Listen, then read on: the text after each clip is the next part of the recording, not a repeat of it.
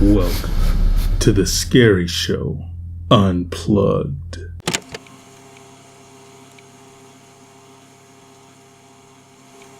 My earliest memories are of the water bowl, its silvery metallic surface and wide flange. Spike was a heavy drinker too. I used to watch him drink with amazement at how much water he could move into his mouth with that big tongue of his. Of course, he was a lot bigger than me, being a pit bull and all. I was a young mutt. At least, that's what the masters always called me. Spike used to snap at me if I tried to drink when he was around, so I'd have to wait until he was finished. He slobbered a lot too. There was always a film on the surface of the water, but I got used to it. Feeding time was always an anxiety inside her as well. If Spike was protective of the water bowl, he was super protective of the food dish. He nipped me hard enough to draw blood on several occasions when I tried to sneak a bite while he was eating. Eventually, the masters got me my own dish, and they'd almost always feed us at the same time. Otherwise, Spike would eat all of his food and then eat mine. The masters were smart that way. Eventually, I got bigger, and me and Spike, we became better friends. I think it had something to do with the fact that I had grown as much as I had and could come closer to holding my own. I didn't wait on him to drink anymore either, and he didn't snap at me the way he used to. He'd wait his turn, like friends should.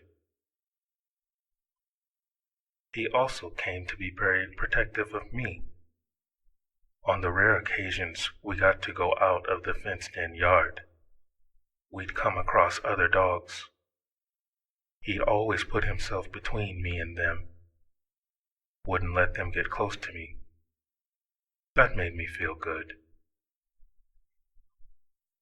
One day, the female master brought one of her friends over for supper. They ate, laughed a lot, and then they fed Spike, but they didn't feed me. I was confused. So confused I made a huge mistake.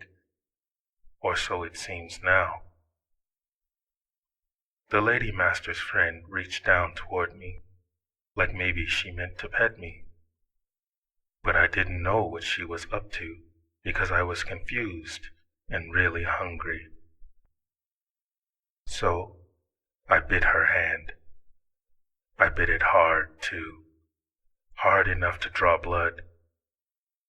Then, there was a lot of scolding, a lot of apologizing to the lady. And then she left. It was a bad rest of the night. They never did give me my supper. The next day, several policemen showed up with some people from Child Protective Services. The Child Protective Services people took me away, and that night I had to sleep in a strange house, in a bedroom with 2 other children. I'm still confused. I don't like it here. I miss Spike.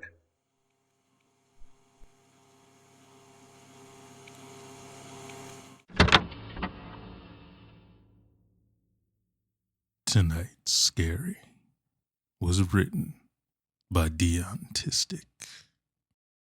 If you enjoy the stories you find here, hit the like button.